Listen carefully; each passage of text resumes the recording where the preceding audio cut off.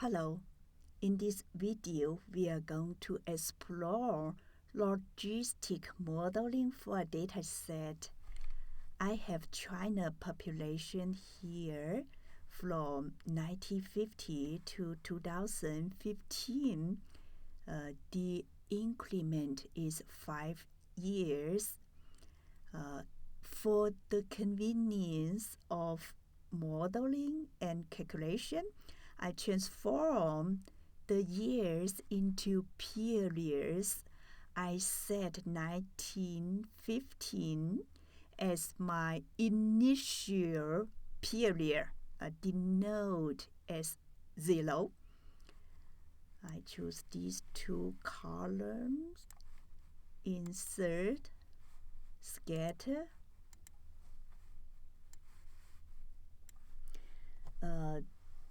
The scatter plot appear to be S shape.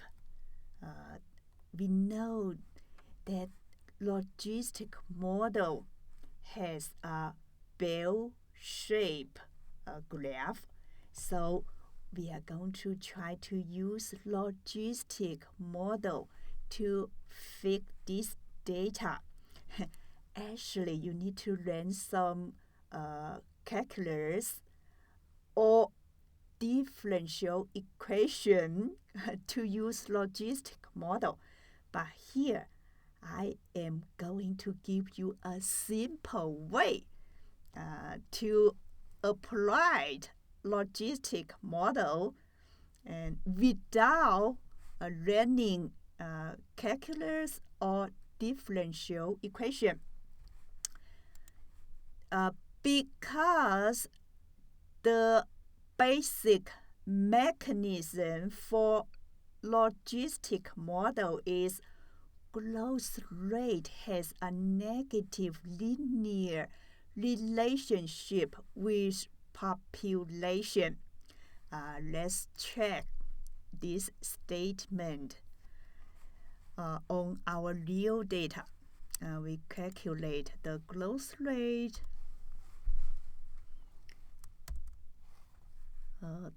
ending value minus beginning value divided by beginning value, and then we just drag down. Okay. The growth rate gets smaller when the population grows get larger and larger. That actually has a negative relationship.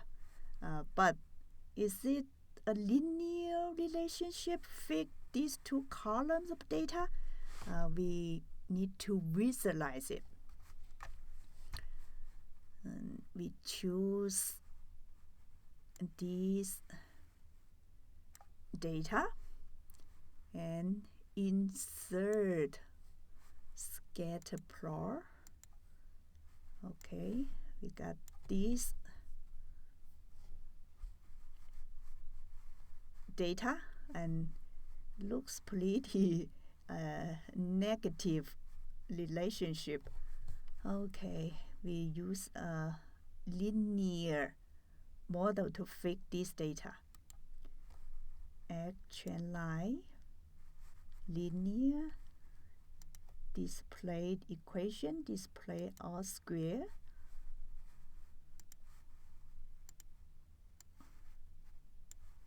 Okay, this is the equation. The R square is 0.59. It doesn't look very good. Anyway, from the visualized graph, we can tell they have these two columns of data have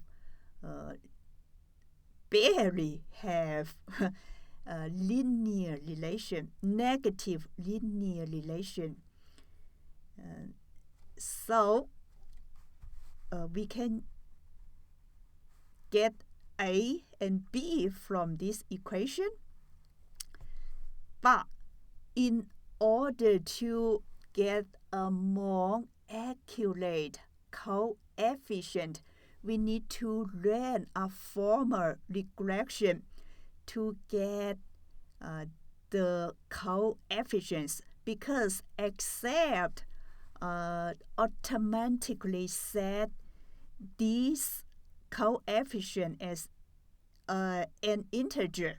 This is not accurate. So we go to data and data analysis and regression. Here, our y range. Which one is our y? Growth rate. Growth rate is our y, because the basic mechanism, growth rate has a negative linear relation with population. So this is our y. And S variable is the population. And label, no, we don't have that. Confidence interval, yeah. Output range, we just, how about put it here? I think it's okay, and click OK. Oh, we have all the information and just make it bigger, easy to read. Auto fit. Move the scatter plot to here. Okay. Let's check. The adjusted R square and significance F are pretty small, close to 0 and less than 0.05. So it's good. P-value, make sure the p-value at least less than 0.05 definitely meet the criteria, these two values. So we accept these two coefficients to be our linear model coefficient. What this means? Means our B is the S variables coefficient. B is this one, S variable. And A is the intercept. So this one equal this one. Enter. Okay, let's go back to logistic model. A means intrinsic growth coefficient. And actually, for the exponential model, ignore this part. Just assume the growth rate of a population always equal to the intrinsic growth coefficient. But in logistic model, we have B, crowding coefficient. crowding out coefficient has negative impact on population growth. And the M is the carrying capacity, the maximum capacity, and is equal to A over B. Oh, here we need to put in order, because B here, I need to put a negative sign before it. Okay, this is the carrying capacity. That means the carrying capacity for Chinese population is this amount is 1.7 billion.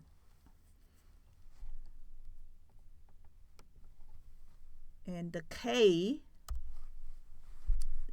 is the mass carrying capacity divided by the initial population. Here is this amount, and then minus 1.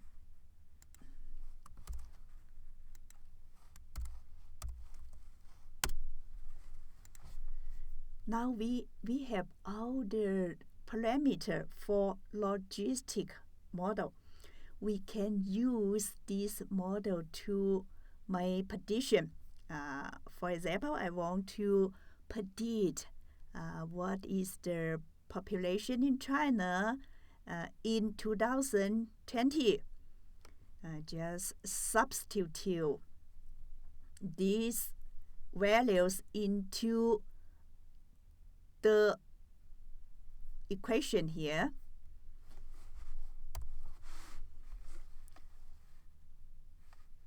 M is this one over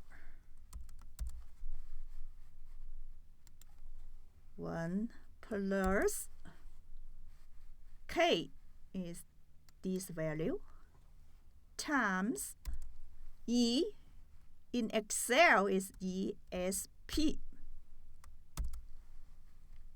and minus A times T. T here is 14 and close this parenthesis and enter. Oh, we got this predictive value. Let's check. Currently, at this date, China population is around 1.42 billion, and the predictive value at the end of 2020 is going to be around 1.5 billion.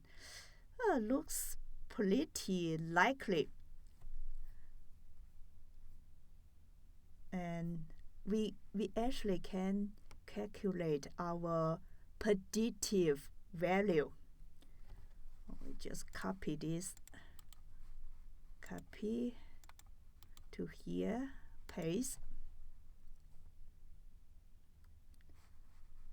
It doesn't work. I need to put the dollar sign on to make these cells as absolute reference.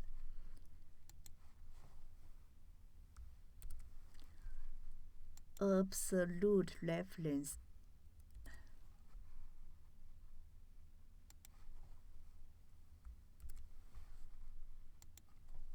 Return. Just copy and paste to here and make bigger. And we got this value because I do not change the period here, because we predict the future is 14. 14 corresponds to 2020. here we need to change this value to 0. I just click this cell, return, and after that I just drag down. Okay, we got all the predictive value. Let's make a comparison to see the predictive values and the real population value are how different are they, or how close are they. Okay, we choose these these 4 columns and insert scatter. This time we choose this one, and then I need to make some adjustment. Click 1 point in the graph and select data and choose growth rate and get rid of that. Click the minus sign and click OK. Let's make this chart bigger. Okay, look at these 2 scatter and the line chart. Looks the logistic model fixed the data very well, because the blue is the real data, the gray is the predictive data line, very close. That means logistic model fix China population growth trend or growth real data very well. That's all.